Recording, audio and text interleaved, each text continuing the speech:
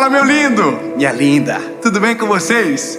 Essa é a mensagem que marca o meio da série Decisão. E que bom que você está aqui com a gente. Aliás, nós estamos aqui toda segunda-feira, 7 horas da manhã, tem uma mensagem nova no canal. Se você ainda não é inscrito no canal, se inscreve, ativa o sininho, isso é muito importante. E se você ainda não curtiu o vídeo, já curte, porque depois esquece. E quando você curte, o YouTube entende que é algo relevante e manda para mais pessoas. E é sobre isso que se trata, que mais pessoas vejam, que mais pessoas sejam abençoadas. E de uma certa forma, é gratidão da sua parte, que inclusive é o tema dessa mensagem. De maneira grata, fazer isso para que a mensagem vá mais longe e mais pessoas sejam abençoadas. Então vamos fazer o seguinte, vamos para o vídeo.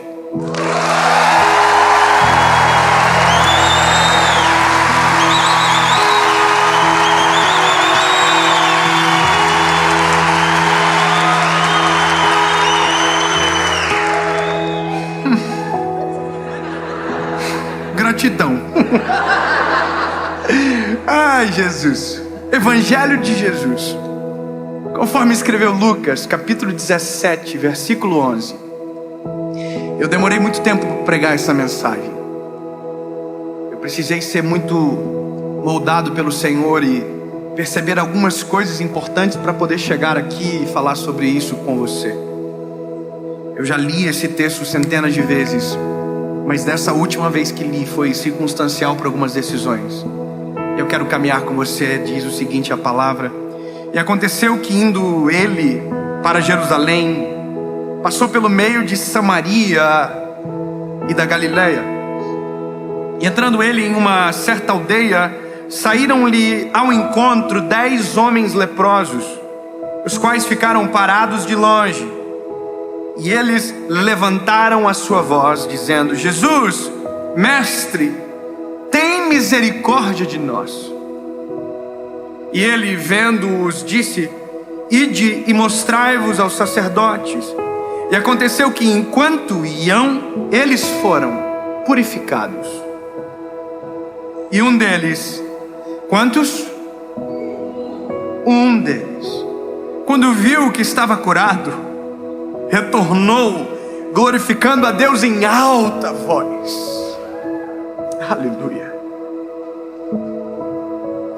E caiu sobre sua face aos seus pés, dando-lhe graças. E ele era um samaritano. Aleluia. E respondendo, Jesus disse: Não foram 10 os purificados? Onde estão os 9? Não se achou quem retornasse para dar glória a Deus, senão este estrangeiro? E ele disse: Levanta-te e vai pelo teu caminho, porque a tua fé te salvou.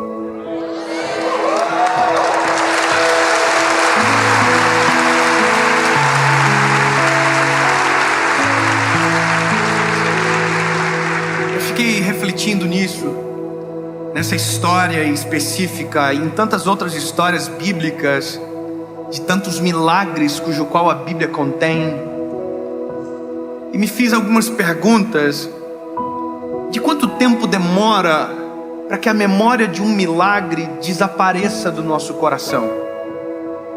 Quando a gente olha, por exemplo, Deus mandando maná para o povo, alimento do céu, quanto tempo seria possível para que aquele povo que comeu do maná esquecesse do sabor do maná e do que aquilo significava? Quanto tempo demorou para que aquele povo que atravessou o Mar Vermelho esquecesse quem fez o milagre? Quanto tempo demora para que nós, depois de viver um grande milagre com o Senhor, esqueçamos o bem que Ele nos fez? E refleti muito nisso, busquei no Senhor entendimento e descobri que tem gente que consegue esquecer do milagre segundos após o próprio milagre. E você vai dizer: não, isso é improvável. Não, isso é real.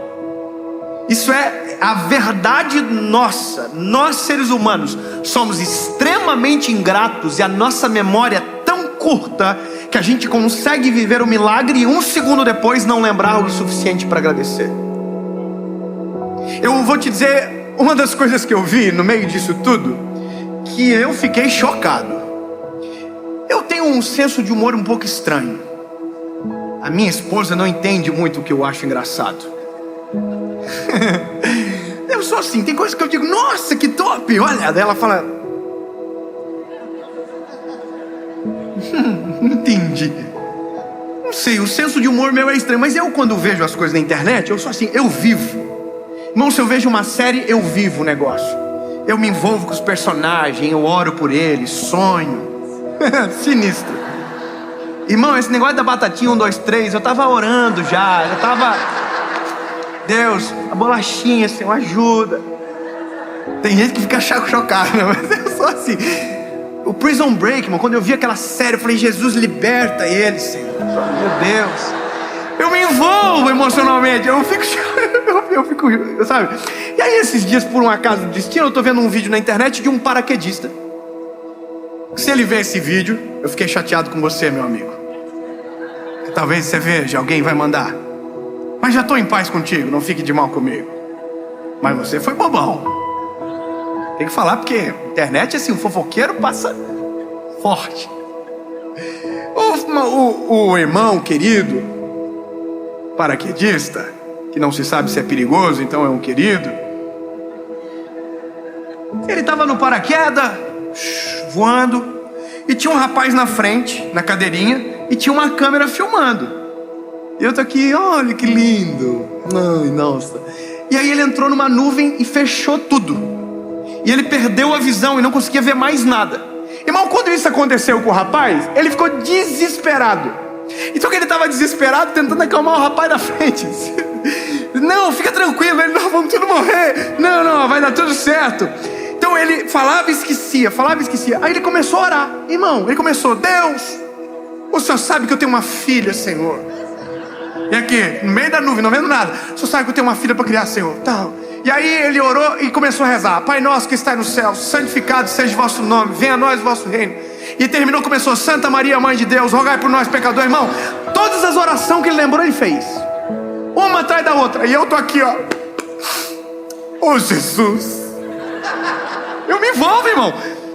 Livra ele, Senhor, tira essa nuvem. E aí ele orava e falava assim, fica tranquilo, tá tudo certo, Deus me ajuda a ver. Irmão, eu tô torcendo pelo infeliz, para ele viver, para ele não morrer.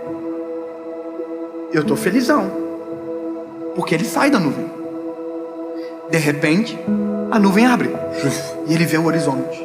Irmão, quando eu vi aquilo, eu comecei, oh glória, aleluia, que bênção. E aí eu olhei para ele, que é esperando ele agradecer a Deus também, né? Porque se eu que não estou na treta agradeci, então, né, é o mínimo que se espera. Irmão, o irmão saiu da nuvem e não falou nada. Ele só falava palavrão. Saímos! Vamos pousar! E eu aqui, agradece, infeliz. Agradece para não ficar irritado. Agradece, eu vou ficar... Irmão, não agradeceu. Irmão, se eu sou Deus, eu coloco a nuvem na frente de novo. Não,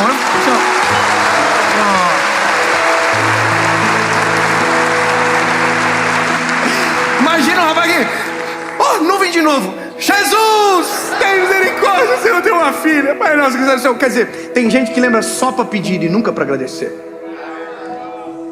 E isso somos nós. Quando eu olho o texto que li, isso é tão agudo, é tão dolorido imaginar o coração de Jesus vendo a cena. Porque primeiro, quando você olha e observa a realidade da doença, cujo qual eles estão querendo ser curados, é lepra. Eles têm lepra e a lepra os torna impuros. Então eles não têm contato com ninguém, eles não podem chegar perto de ninguém. Quanto mais se apresentaram um sacerdote. Então todas as vezes que a Bíblia diz purificado, na verdade a intenção deles é, eles querem voltar à comunhão, a congregar, a ser parte da igreja.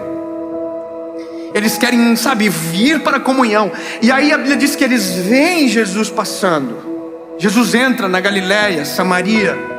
Só que eles sabem a condição deles é impuro. Eles têm uma sentença de morte sobre eles, eles vão morrer. Porque a lepra não tinha cura, hoje tem, mas não tinha. Naquele período não tinha, era uma sentença de morte, cujo qual a pessoa morria aos poucos. E morria da forma mais dolorida e triste possível, porque morria sem ninguém perto para abraçar, para estar junto, porque era impuro. Então a Bíblia diz que eles reconhecem quem são, por isso de longe levantam a voz e dizem: Jesus, se o Senhor quiser nos purificar, nós precisamos, tenha misericórdia de nós. E aí a palavra de Jesus é: vão e se apresentem aos sacerdotes. E a palavra diz que no caminho cujo qual eles iam para o encontro com o sacerdote, foram curados. Só que a loucura é que para chegar ao sacerdote, eles precisavam estar curados. Então eles sabiam que estavam prestes a viver um milagre, senão não seria possível contatar o sacerdote. E assim foram, e os 10 foram curados. 10 foram curados. Em alta voz clamaram, Deus fez o milagre, Jesus fez o milagre. Só que aí a gente tem uma frustração tamanha, que é a frustração do Senhor. Apenas um volta. Só que agora perceba que a dinâmica se altera. Quem volta já não age mais como da primeira vez. Se da primeira vez ele ficou de longe, agora ele já vem para perto. Ou seja, a gratidão nos aproxima do Deus que fez o milagre. A gratidão nos faz sentir o cheiro, nos faz sentir o perfume, nos faz poder tocar, nos aproxima de Deus. Se o milagre nos dá o testemunho, agradecer nos dá a comunhão. Sabe, a gratidão nos dá intimidade, nos dá acesso, continua a conversa.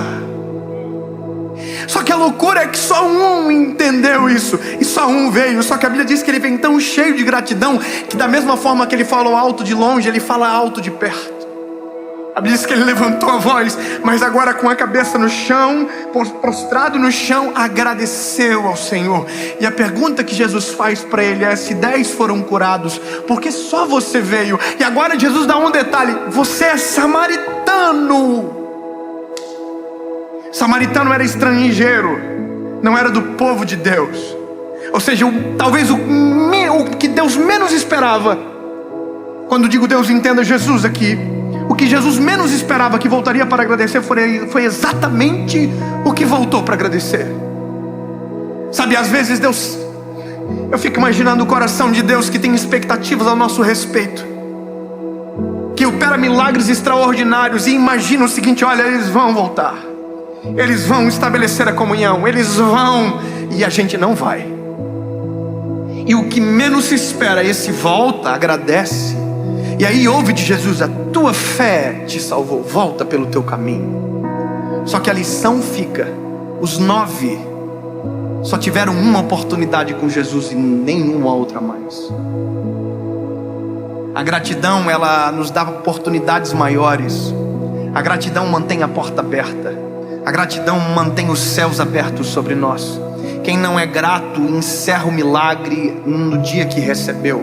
Agora quem é grato dá abertura para o outro milagre, para a próxima provisão, para o próximo cuidado. Quem é grato volta, porque volta estabelece comunhão, e comunhão estabelece sequência. E aí, eu confesso para você, eu sou ser humano. E uma das coisas que eu mais tenho dificuldade na minha vida é ingratidão.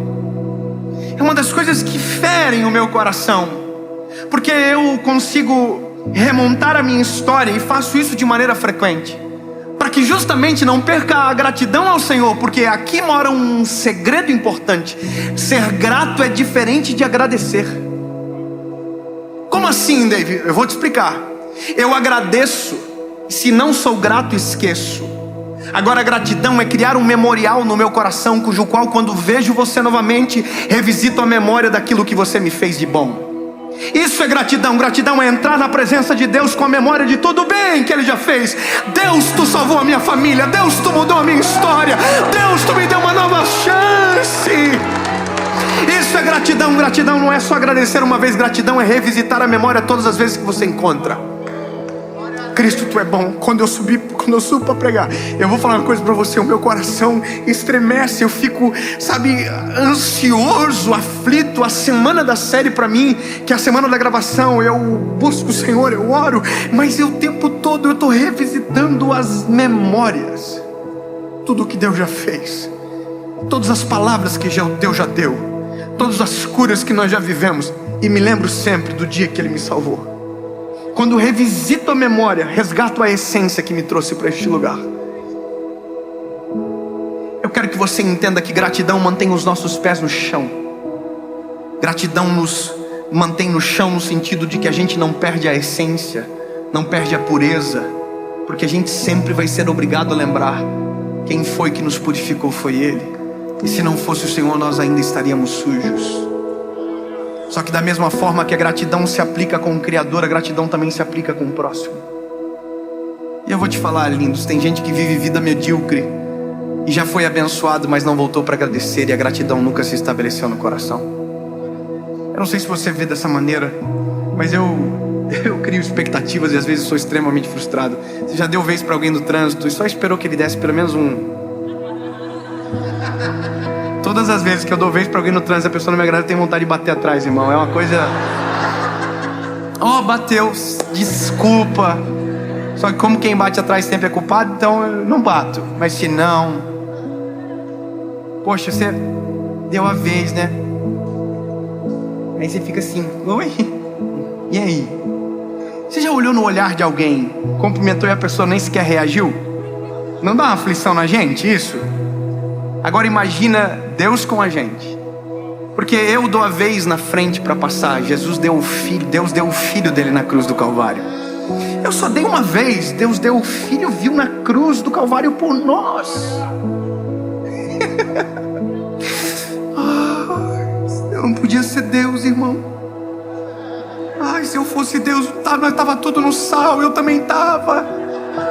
Irmão, reclamasse, perdia. Não agradecia, voltava. Irmão, não ia dar. Eu não sei, mas é porque eu compreendo na medida que vivo, e eu tenho pouca idade, mas que a gratidão mantém portas abertas do céu e portas abertas na terra. Eu vou repetir para você: a gratidão mantém as portas do céu abertas sobre você e mantém as portas da terra abertas também para você. Quem volta para agradecer e cria memorial vive o extraordinário.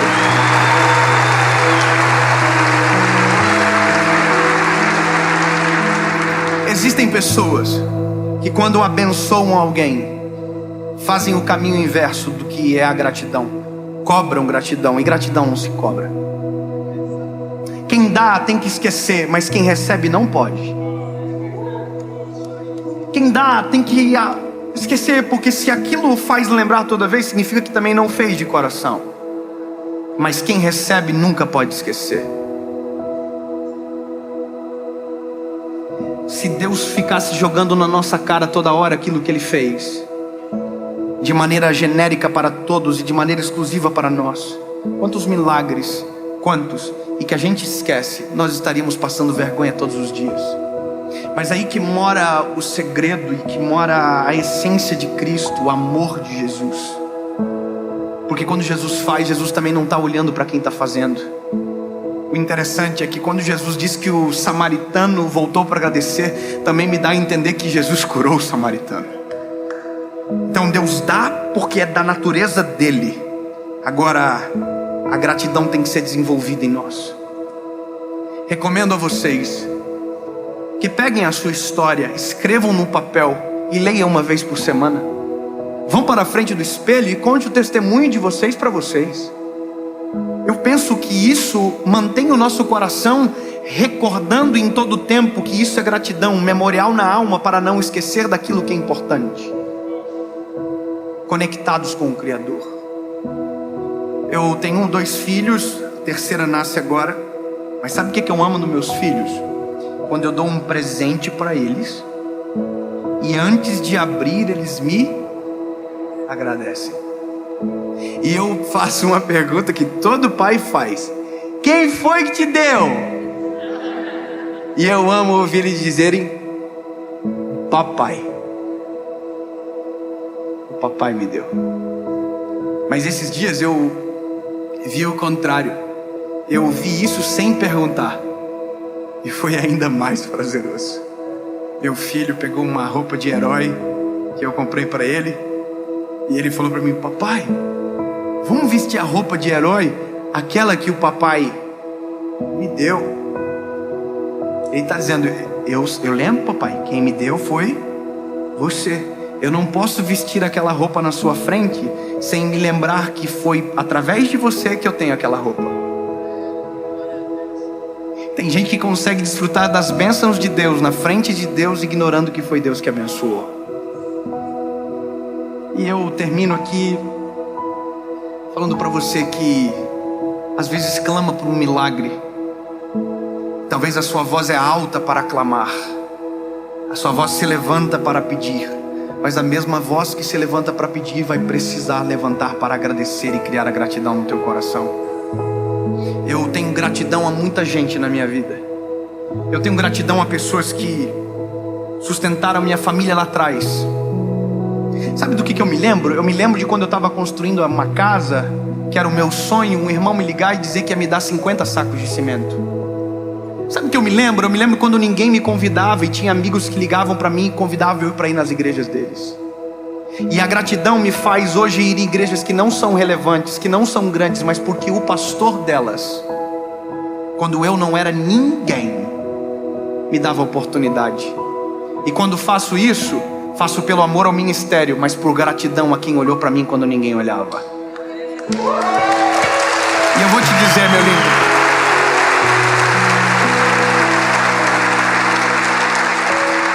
isso é tão prazeroso. Tem um pastor em especial, que ele é um missionário. E esse homem, ele tá no meu coração. Eu nunca vou conseguir ignorar uma chamada dele, por exemplo. E ele nunca me deu um centavo, mas ele dispensou tanto amor e tanta oração sobre a minha casa, que eu jamais vou esquecer dele. O nome dele é Pastor Everaldo. O pastor Everaldo viu eu escrever o meu primeiro livro, e quando eu não tinha onde escrever, ele deixou terminar na rede da casa dele.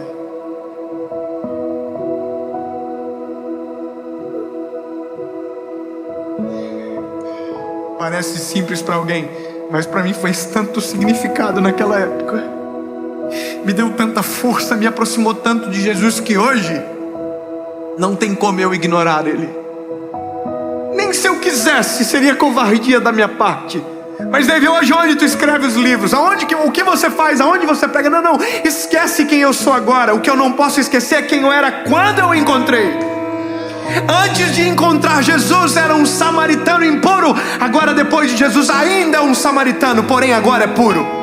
Nós não podemos esquecer quem éramos antes de Jesus chegar na nossa história. Nós não podemos esquecer as pessoas que passaram pela nossa história e transformaram quem nós éramos, com conselhos, com palavras, com bênçãos. Nós não podemos esquecer. Não esqueça de quem fez parte da tua caminhada, tirou pedras do caminho para você continuar andando, sabe, cuidou da tua casa para que você subsistisse, fez coisas que ninguém faria por você, e elas ainda estão na sua frente. Não haja como se elas não fossem importantes, porque elas são essenciais, muito mais do que importante. E não se trata de agradecer, se trata de ser grato, ter um memorial no coração, que todas as vezes que você olhar para essa pessoa, você lembre todo o bem que ela te fez. Com Jesus é igual, para que todas as vezes que os nossos joelhos se dobrem, a gente se lembra que antes de pedir qualquer coisa, a gente tem que agradecer pelo tanto que já recebemos.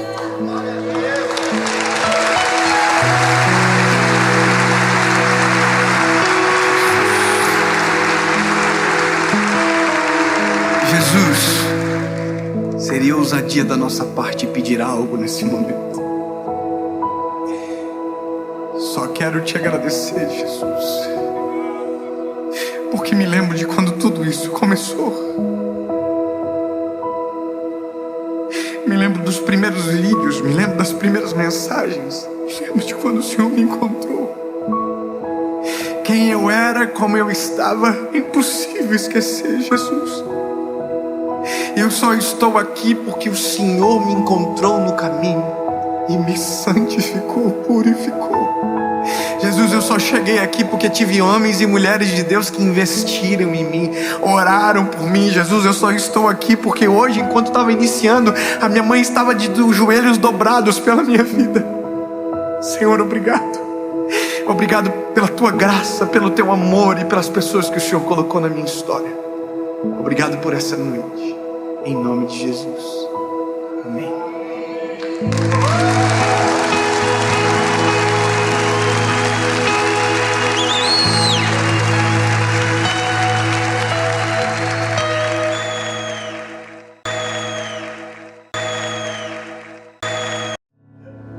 Fala, meu lindo, minha linda. Eu imagino o porquê você está aqui. Eu quero que você saiba que esta palavra é uma resposta de Deus para a tua vida. Eu só quero te pedir um favor muito importante: fazer com que essa mensagem chegue o mais longe possível. E para isso você pode me ajudar. É só curtir o vídeo se você ainda não curtiu. Comenta, compartilha. E se você ainda não é inscrito no nosso canal, é bem rápido. Você aperta, se inscreve no botãozinho de inscrever-se, ativa o sininho e fica sempre ligado, porque toda segunda-feira, há 3 anos, aliás, já estamos no 4º, sem falhar, 7 horas da manhã, tem uma palavra de Deus para você por aqui. Vamos pro vídeo.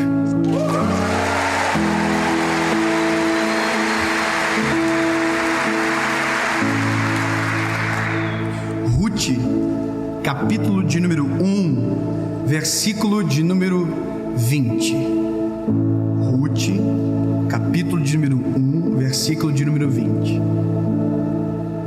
E ela lhe disse: não me chamem de Noemi, mas me chamai de Mara, pois o Todo-Poderoso tem tratado eu de maneira amarga. Há uma versão que diz, entre aspas, o significado de cada nome, mas eu quero que você saiba que Noemi significa agradável. Esse é o significado do nome Noemi, agradável. E o que ela está dizendo é: eu não quero que vocês me chamem de Noemi, porque eu não sou mais agradável. Agora eu sou Mara, eu sou amarga. Esse é um daqueles livros que você lê chorando, termina chorando, e você tem que revisitar algumas vezes para compreender o nível de dor que tem inserido nas entrelinhas dessas histórias. O livro é de Ruth, mas a história começa com uma mulher chamada Noemi. Noemi é casada, tem 2 filhos, e esses 2 filhos, junto com a sua família, Noemi e seu esposo, eles se mudam de cidade. Eles moravam em Belém. Belém, que significa casa de pão. Mas na casa de pão não tem comida, acabou a comida. E aí eles se mudam para um lugar chamado Moabe. Eles saem da terra deles e se mudam para um lugar chamado Moabe. E em Moabe, tudo o que poderia acontecer com Noemi acontece. A primeira coisa, o seu marido morreu. Noemi perdeu o seu marido. E a segunda coisa, Noemi perdeu os filhos. Os dois filhos que eram casados. E uma das suas noras tem o nome por Ruth. Então, basicamente, as 2 personagens principais são Ruth e Noemi. Mas o que eu quero falar com você hoje não é sobre Ruth, é sobre Noemi. Noemi é um retrato de muitos de nós. É o retrato do esgotamento. É o retrato da dor por palavras. Eu não sei como você se encontra, mas talvez o que eu vou falar agora você vai identificar, e se você identificar, saiba que isso é para você. Palavras como não aguento mais, não quero, não consigo, chega, para mim deu, são sintomas dessa palavra, esgotamento. Interessante que hoje nós temos palavras e nós temos diagnóstico para tudo. Hoje nós chamamos depressão pelo nome certo. Antigamente se chamava depressão de doença espiritual. Não, Depressão é doença e precisa ser tratada. Existem as que são espirituais, sim, mas existe patologia. Existe síndrome do pânico, e que antes a gente chamava de covardia. Covarde, tá ficando louco. Existe isso. E na década de 70, nos Estados Unidos, foi pesquisado um nome que hoje é comum e que tem há milhões de anos, e desde que mundo é mundo sempre teve, o tal do burnout. E agora no nosso século é tão presente isso que a gente nem acredita. Você pode estar num avião e de repente alguém ter um surto e começar a gritar e ter que parar e sair do voo, porque senão vai dar um problema muito grande. As pessoas, elas entram em erupção. Só que esgotamento é um processo. Nada começa de repente, nada é do nada. Sempre começa pequeno, cresce, não é tratado, e quando você vê, você está de mal a pior. Um amigo me ligou essa semana. Aliás, esse meu amigo é um amigo mais próximo, e algumas vezes eu identifiquei nele algumas coisas que me incomodaram bastante. Eu chamei ele e disse: cara, você está com um problema emocional, você está muito ansioso, a ansiedade está transpassando pelas tuas ações. Mano, baixa a bola, você está falando coisa que não é normal você falar, você está esgotado. E aí passou isso e ele continuou naquilo, quando nesses dias ele me liga dizendo: cara, eu não sei o que está acontecendo comigo, eu estou chorando do nada. Eu começo a chorar, eu estou com medo, eu não sei o que eu sinto, eu só sei que é estranho. Eu tenho vários amigos, e talvez você tenha amigos, e talvez seja você que se encontra nesse estágio. E aí quando eu olho para Noemi, Noemi está nesse estágio, porque o esgotamento deturpa a nossa visão sobre tudo. Deturpa a nossa visão sobre Deus, deturpa a nossa visão sobre o próximo, deturpa a nossa visão sobre nós, que é tão pior quanto ver Deus da maneira errada. Obviamente que Deus sempre é a primazia de tudo, mas quando nós começamos a confundir as emoções, a gente entra num looping muito difícil de sair. E aí nós chegamos nas doenças que são as doenças psicossomáticas, sabe? Depressão, síndrome do pânico. E eu não sou médico para falar profundamente, de maneira profunda com você sobre isso, mas o que eu posso falar é sobre o esgotamento. E essa mulher é isso. Essa mulher, ela sai da terra dela, ela tem marido e ela tem filhos. E na terra onde ela vai, ela perde o marido e os filhos. Você imagina que você não quer sair da sua cidade para algo melhor, e quando você voltar, você está bem pior do que quando você saiu. Ninguém deseja isso. Isso é extremamente dolorido, vergonhoso. E a Bíblia diz que é isso que acontece com Noemi. Ela vai para Moabe, perde tudo, e agora ela sabe que em Belém voltou a comida e a prosperidade, e ela precisa voltar para Belém, só que agora sem nada. Você consegue imaginar a dor dessa mulher? Ter que fazer o mesmo caminho de volta, só que agora sem os filhos e sem o marido. Imagina como estão as emoções dela. Ela era Noemi agradável, mas agora ela está amarga. E a Bíblia vai dizer que no caminho para Belém, na volta para casa, ela olha para as suas noras, as suas duas noras, e ela diz: olha, gente, vocês não precisam me acompanhar.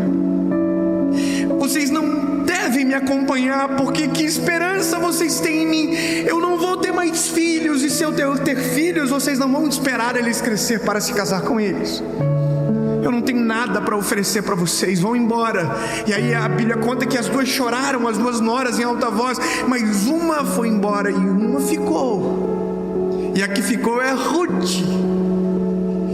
E eu quero ler para você o que Ruth diz. Ruth diz para ela: não me supliques para te deixar, ou para deixar de te seguir, pois para onde fores eu irei, e onde te alojares eu me alojarei. O teu povo será o meu povo, e o teu Deus será o meu Deus. Onde você morrer eu morrerei, e ali serei sepultada. Que faça assim o Senhor, e ainda mais, se algo que não a morte me separar de ti. quero que você entenda o que isso significa. Nos períodos de esgotamento, a ajuda talvez virá de quem menos você espera. Para que você compreenda o que eu estou dizendo, Moabe, a terra de Moabe, de estrangeiros, era depreciada. O seu povo não tinha valor, diferente de Belém. O que pode vir de bom de Moabe? Pois bem, uma moabita chamada Ruth está olhando para uma mulher em frangalhos e dizendo: eu não vou te abandonar, eu não vou deixar você padecer, eu não vou deixar você não vai ficar desamparada. Aonde você for eu irei, aonde você estiver eu estarei. O seu Deus será o meu Deus e o teu povo será o meu povo. Comece a suplicar para que Deus te envie amigos que não abandonem você na hora que você mais precisa. Comece a suplicar para que Deus coloque na sua vida Rutes que talvez sejam inesperadas, mas no momento de maior dor sejam na sua vida o bálsamo de memória que você não está sozinho. O esgotamento, ele é difícil de lidar, porque é o ápice de dor. Mas existem algumas coisas que nesses momentos são necessárias. E a primeira coisa é que você precisa de uma Ruth perto de você. Está entendendo? Que enquanto você ouve essa mensagem, Deus começa a trazer à luz quem é a Ruth na tua história. E se essa Ruth ainda não chegou, que ela chegue e que ela te faça lembrar que você não está sozinho nessa terra e que você não está desamparado, porque se a tua percepção é que todo mundo te desamparou, a palavra te lembra que sim, sempre haverá uma Ruth perto de você. Não, eu quero declarar isso para que você entenda: sempre haverá uma Ruth perto de você, em nome de Jesus. Se essa Ruth ainda não chegou, que ela chegue para te lembrar: você não ficará sozinha.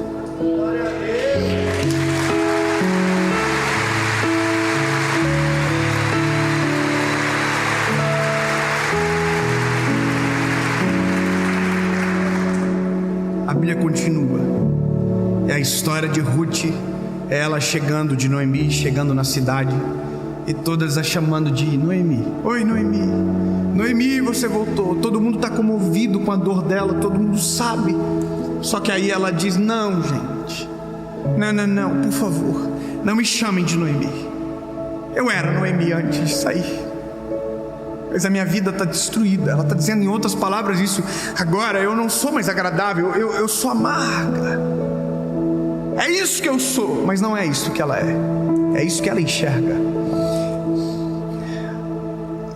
Entenda que às vezes o que você enxerga de você é uma imagem distorcida que a dor e as crises fizeram você enxergar. Mas o que nós enxergamos, o que Deus enxerga, o que as pessoas que te amam enxergam é totalmente oposto do que você vê. Se o que você vê é destruição, eu quero dizer que o que Deus vê é esperança. Se o que você vê é o fim, quem te ama vê como uma oportunidade de recomeçar. Você precisa apenas mudar a perspectiva de você sobre você e alinhar com a expectativa de Deus sobre a tua história. Deus, o que o Senhor vê, porque o que o Senhor vê é o que eu quero enxergar. Noemi se dizia amarga, mas Deus nunca viu Noemi amarga. Deus sempre olhou para Noemi e chamou ela de agradável. Sabe, Ruth nunca viu Noemi como Mara. Ruth sempre viu Noemi como Noemi. Então por que ela acha que é Mara? Porque ela está esgotada. E isso é o problema de tudo. Quando estamos esgotados, a nossa percepção se altera sobre tudo, sobre todos. Quando estamos esgotados, pensamos que não temos valor. Quando estamos esgotados, olhamos para um gatinho e enxergamos um leão.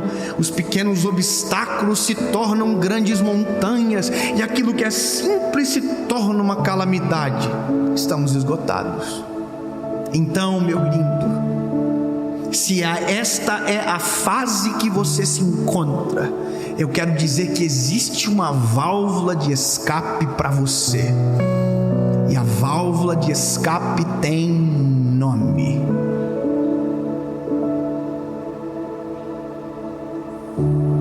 Jesus.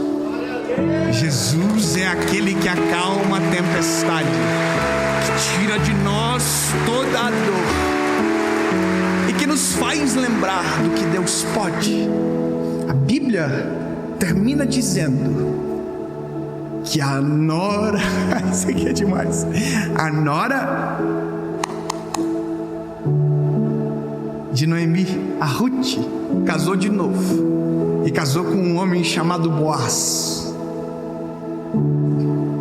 Boaz é pai de Obed, Obed é pai de Jessé, Jessé é o pai de Davi, e Davi é da genealogia de Jesus. Sabe o que acontece? Deus não renovou apenas Noemi, Deus renovou a história dela, e toda a esperança lhe foi devolvida com uma família nova que Deus deu para ela. Só que agora Noemi é parte da família de Jesus.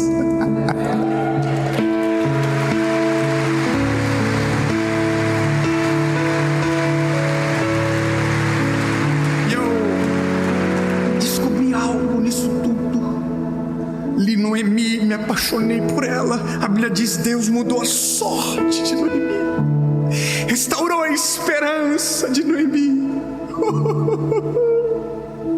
Ruth não abandonou ela, glória a Deus que não abandonou, porque a perspectiva dela mudou ao longo da história. Quando veio os netos, quando a família se refez, tudo mudou.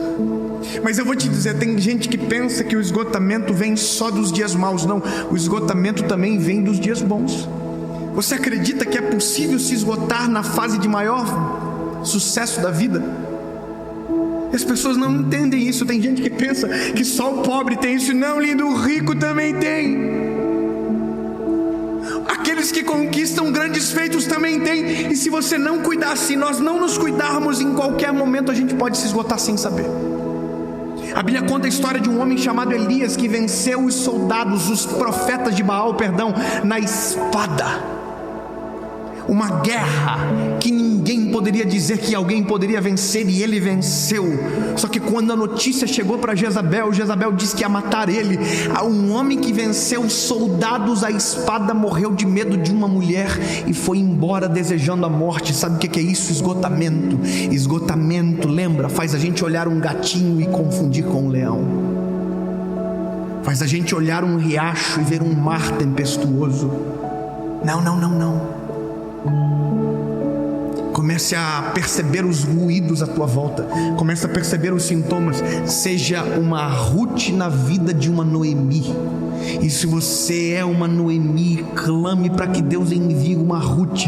Mas não esqueça que a tua perspectiva vai ter que mudar. Você quer uma palavra para que isso aconteça?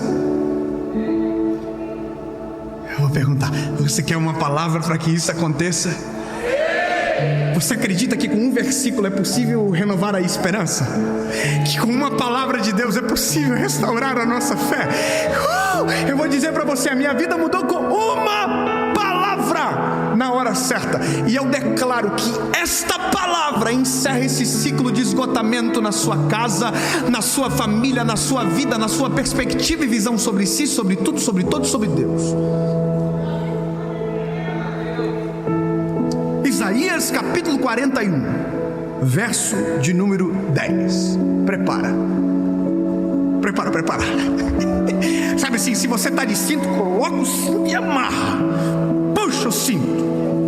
Se você está esgotado, segura na cadeira. Olha, presta atenção. Se você está vivendo isso, é para para mim essa palavra. Diga dentro do teu coração: Deus, eu quero que seja para mim essa palavra. Senhor, eu quero que seja para mim, para mim, para mim. Eu sou o alvo. Então prepara. Não temas.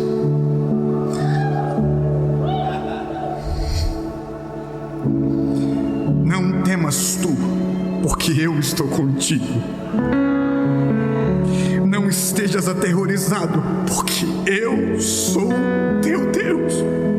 Eu te fortalecerei, sim. Eu te ajudarei, sim.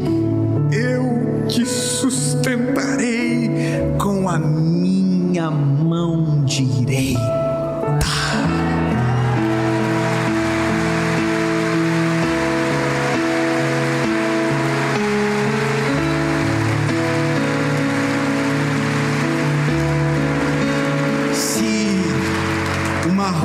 Não aparecer no teu caminho, Noemi, não mude o teu nome para Mara, porque tu és agradável e o Deus de Israel é o teu Deus, e Ele não vai te desamparar, Ele não vai te abandonar. Teve momentos que eu precisava de uma Ruth, e a Ruth não chegou. Mas teve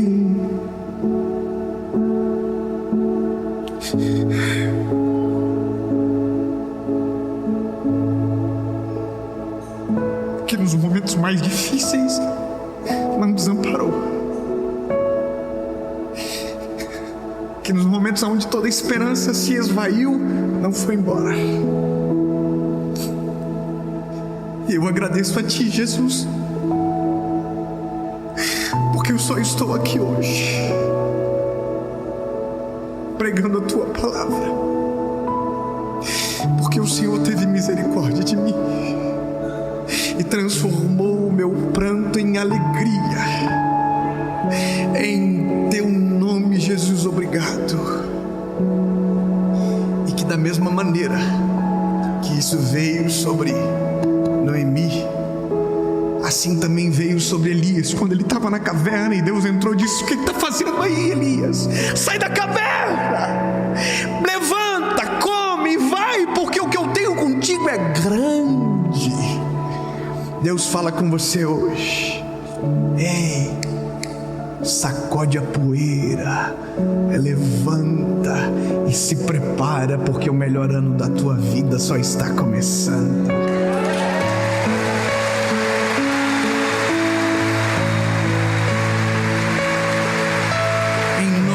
Jesus, Pai, em nome de Jesus, obrigado pela Tua palavra, obrigado pelo Teu alento. Enquanto eu oro agora, Jesus, tem gente nos carros, em ônibus, na sala das suas casas, sentadas no chão, prostradas aos Teus pés, Jesus, chorando na Tua presença. Senhor, que um bálsamo do Teu Espírito Santo conforte agora, console o coração dolorido, esgotado, e que tudo se faça novo, em nome de Jesus. Amém.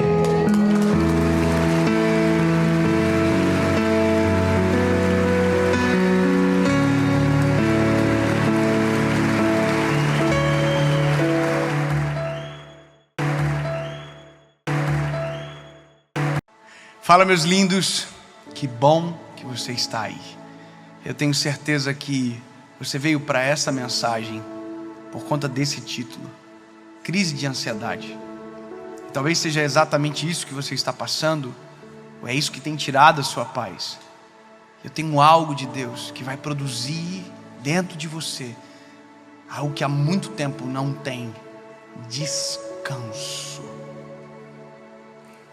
Eu só quero te pedir um favor antes de irmos para essa mensagem. Curte o vídeo, manda para todo mundo que você puder. Quanto mais pessoas alcançadas por esta mensagem, melhor. Vamos fazer o seguinte: vamos colocar como uma meta de a gente conseguir mandar para amigos, sabe? de fazer isso ir mais longe. Então curte o vídeo, comenta, compartilha e manda para quem você puder. Outra coisa importante, se você ainda não é inscrito no canal, se inscreva. Ativa o sininho que toda segunda-feira, sem faltar tem uma mensagem de Deus para você por aqui. Vamos pro vídeo. Evangelho de Jesus, conforme escreveu Mateus, capítulo de número 6, versículo de número 25 diz: por isso eu vos digo, não andeis ansiosos quanto à vossa vida, pelo que haveis de comer ou pelo que haveis de beber, nem quanto ao vosso corpo, pelo que haveis de vestir. Não é a vossa vida mais do que mantimento, e o corpo mais do que o vestido? Olhai para as aves do céu, que nem semeiam, nem cegam, nem ajuntam em celeiros, e o vosso Pai celestial as alimenta. Não tendes vós muito mais valor do que elas? Uau! Eu sou muito questionado sobre essa palavra em especial, ansiedade. As pessoas perguntam para mim: David, ser ansioso é falta de fé? Depressão é falta de Deus? E às vezes a gente fica num beco sem saída, porque se exige uma resposta preparada sobre isso. E se você vai para um lado, você exclui o outro, sabe? Se você diz não, depressão não é espiritual, mas existe depressões que são espirituais. E se você dizer, olha, ansiedade é falta de fé, mas existe ansiedade que é uma patologia também. Existe crise, existem sintomas, sabe? Se você está me assistindo agora, você sabe do que eu estou falando. Um coração ansioso, ele fica apertado, o coração acelera, a gente não consegue dormir, a gente fica angustiado, a gente acelera o pensamento, e quando a gente vê, a gente está dentro de uma crise que a gente não sabe como sair. A questão é, se eu sei que é patologia, mas que eu sei também que às vezes é falta de fé, eu preciso encontrar o equilíbrio para te apresentar pela palavra que existe uma forma de trabalhar com esse sentimento. Eu quero te explicar algo que é transformador e pode acalmar o teu coração, que é a percepção sobre a vida. Eu já falei isso uma vez e foi tão importante para mim entender que foi uma das mensagens antigas, mas que eu conto que uma vez eu fui fazer uma massagem, aquelas massagens relaxantes, e a menina me deu um questionário para eu responder antes da massagem. Então eu já fiquei nervoso antes de fazer a massagem relaxante. Eu fui para relaxar e tinha um questionário. E aí estava tipo assim: você fuma? Você bebe? Você tem uma cirurgia? E você está estressado? E eu fui colocando não. Aí eu deitei para fazer massagem, ela viu um roxo nas minhas costas. Ela falou: o que é isso? Eu falei: é estresse. Mas você falou que não é estressado. Fiquei com raiva dela. Vai fazendo prova real da minha prova comigo. Aí eu falei: não é que eu sou estressado assim, não. É preocupação. Ela falou: então isso é estresse. Isso é ansiedade, excesso de futuro. Você está pensando mais no amanhã do que no que está acontecendo agora. É por isso que você está assim. Eu falei: então prega para mim, minha irmã. Oh, aleluia. Sabe, a ansiedade é exatamente isso. A ansiedade não é o meu presente. O presente é o fato. A ansiedade está atrelada àquilo que não existe. Entende? A ansiedade é a ânsia de viver, de ver, sabe, da realidade acontecer. Então eu acelero o meu pensamento para alcançar algo que os meus olhos ainda não contemplam. E é por isso que a crise se instala. E é por isso que a gente se angustia, porque a gente começa a fazer conta. A gente começa a fazer conta. A gente começa a fazer probabilidades, expectativas. E aí a gente vai ver televisão às vezes. E aí a televisão diz: vai tudo morrer. É verdade. Morreu tantas pessoas hoje, amanhã é para morrer o dobro. Aí você fica assim: ai meu Deus do céu. Aí você conversa com um pessimista, e o pessimista diz: vai piorar o negócio, né? Aí você já está ansioso, você já está preocupado com o que ainda não aconteceu. E aí você começa...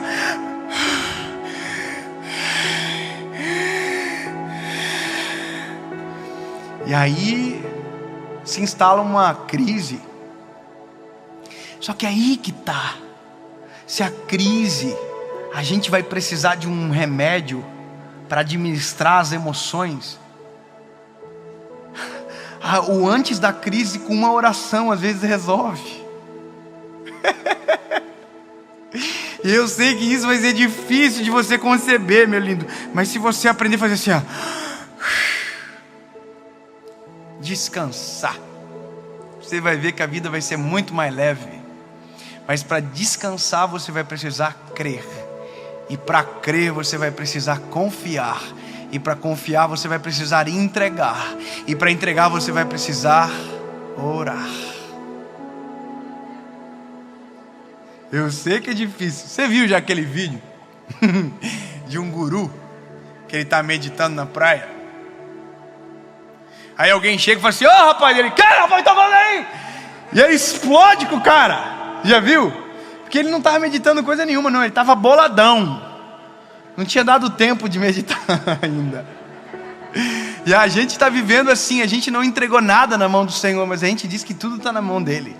A gente diz que está orando todo dia, mas a gente não está orando coisa nenhuma. A gente está vivendo acelerado, e por isso que a gente está colhendo tanto fruto negativo. A gente diz que confia, mas não confia coisa nenhuma. A gente diz que ora, mas não ora coisa nenhuma. Eu estou orando coisa nenhuma. Quando foi a última vez que você dobrou o joelho no seu quarto e chorou na presença de Jesus? Quando foi a última vez que você acordou de manhã e antes de sair para trabalhar, você dobrou o seu joelho e disse: Jesus, eu consagro o meu dia nas suas mãos, Senhor.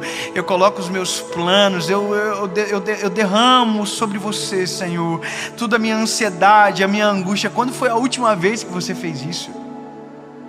Então, na verdade, nós estamos colhendo somente aquilo que nós estamos fazendo.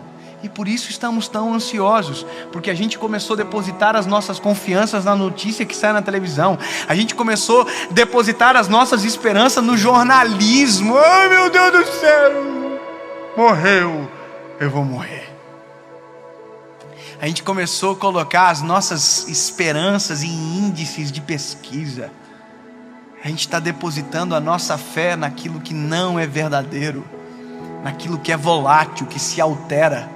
Sendo que se nós entregássemos para o Senhor, teríamos a certeza do que iria acontecer. Existe um benefício de confiar em Deus, é saber que Deus não falha. Existe um benefício de confiar no Senhor, é saber que Ele não erra. Existe um benefício de entregar as mãos do Senhor, é saber que Ele não esquece de nada. É saber que Ele é perfeito em tudo que faz, que nenhum dos seus planos podem ser frustrados. Existe um benefício, mas que só sabe o benefício quem entrega, confia e descansa. Você já mandou fazer alguma coisa e você ficou desconfiado de quem ia fazer?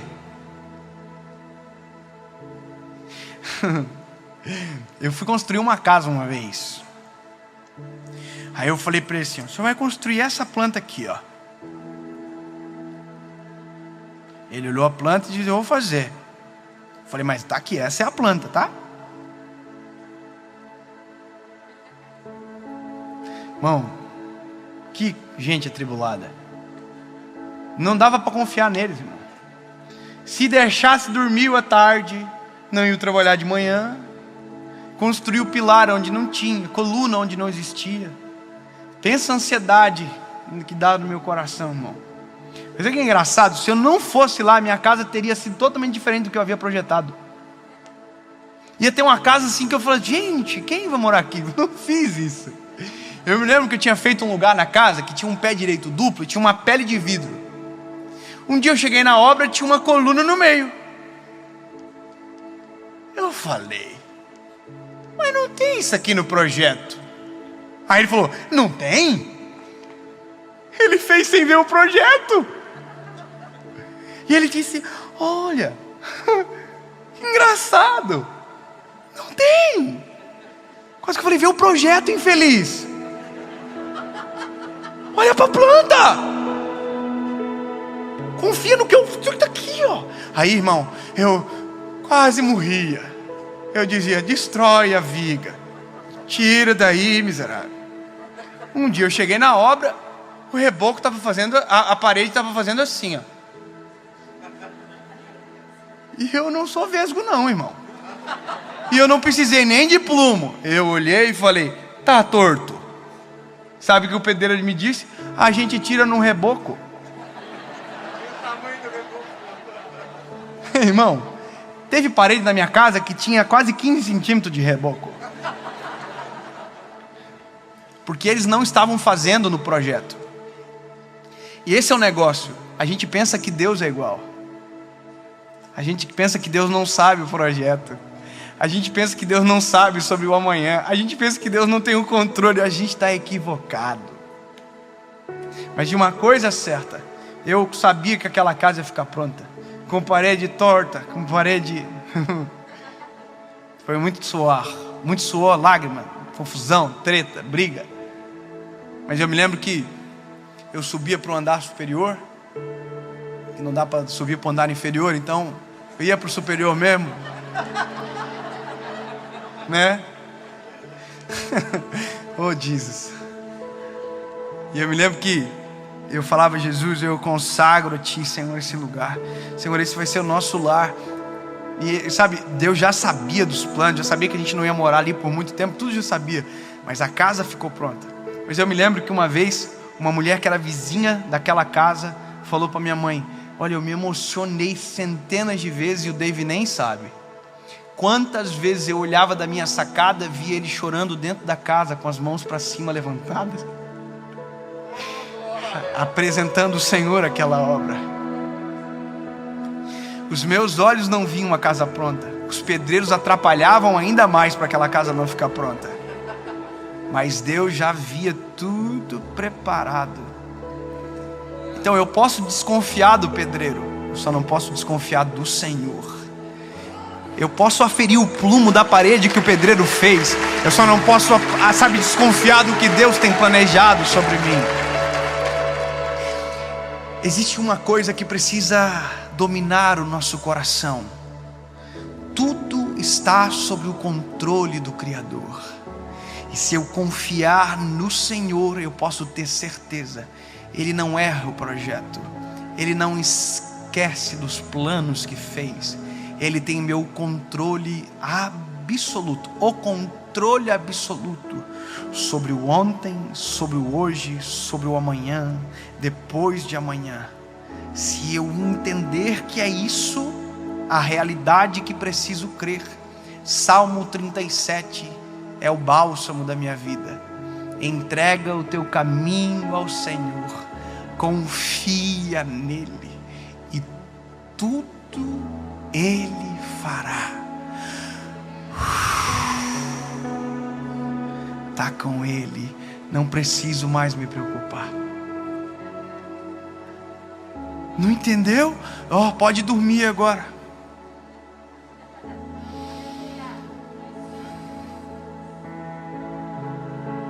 Mas eu não preciso ficar desesperado. Não.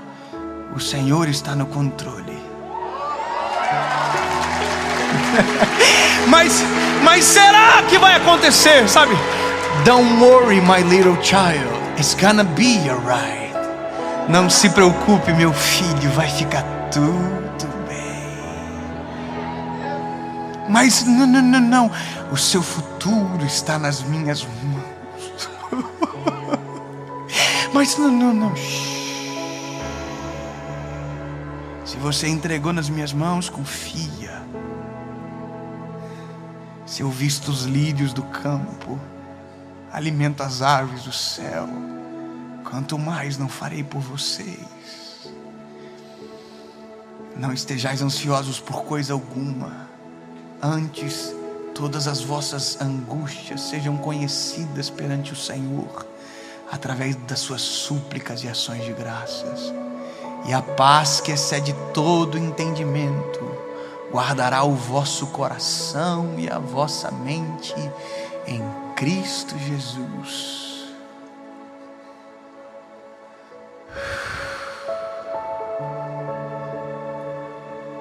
Por quê? Que eu vou ficar me preocupando se sei que o Deus de toda a criação tem o controle sobre tudo. Eu quero ter mais filhos.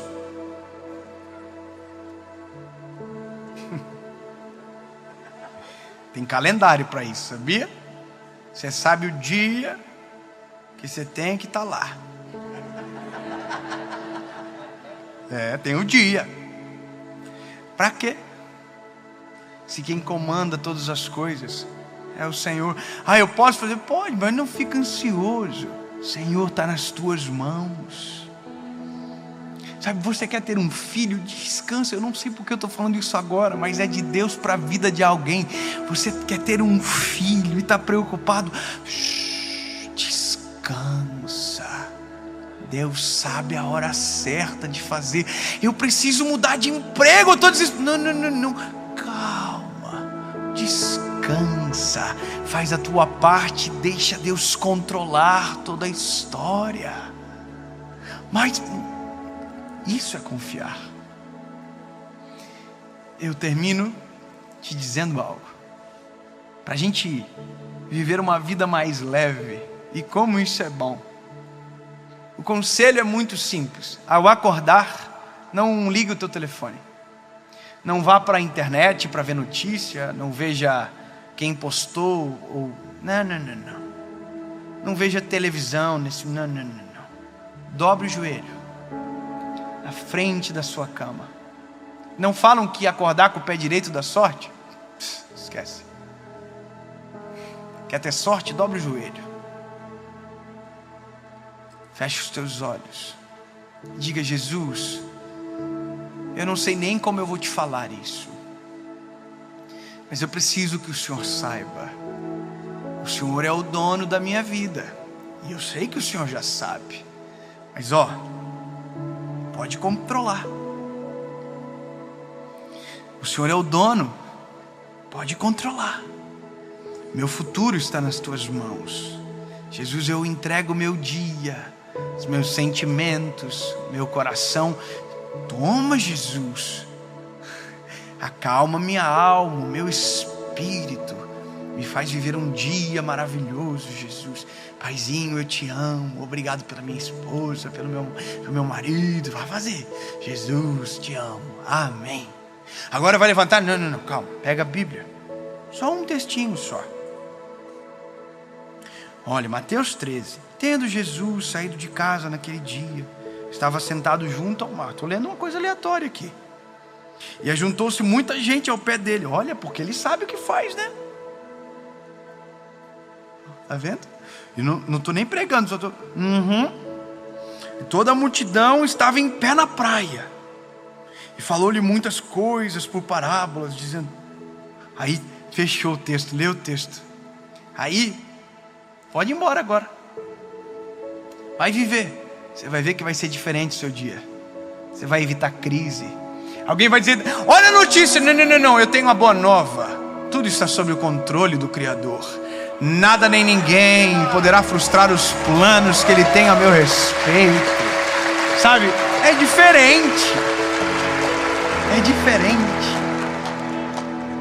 No meio do caos, no meio da tempestade, às vezes o nosso coração tenta acelerar o dia de amanhã, mesmo sabendo que nem sequer ele existe.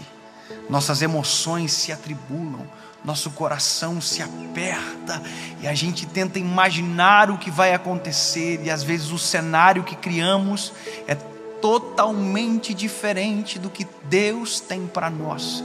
Aprisionamos o nosso coração no que não existe e vivemos aquilo que não está preparado. Meu conselho para você é: não seja ansioso. teu amanhã ainda não é teu, é só dele. Jesus, tu és o dono do meu agora e tu conheces o meu amanhã. Está nas tuas mãos. Eu confio que tudo o que fazes é perfeito.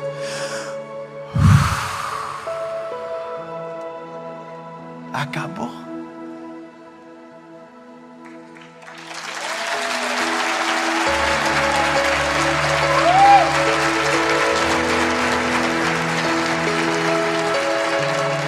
Jesus, nós depositamos sobre ti todas as nossas angústias, todos os nossos medos, todos os nossos temores, tudo colocamos aos teus pés, toda a ansiedade, todo o medo do porvir. Jesus, tudo está nas tuas mãos. Acalma o nosso coração, Jesus. Nos faz experimentar a tua boa, perfeita e agradável vontade. É isso que queremos. Não é o caos que nos apresentam na televisão ou na notícia. Nós cremos que tu estás sobre o controle.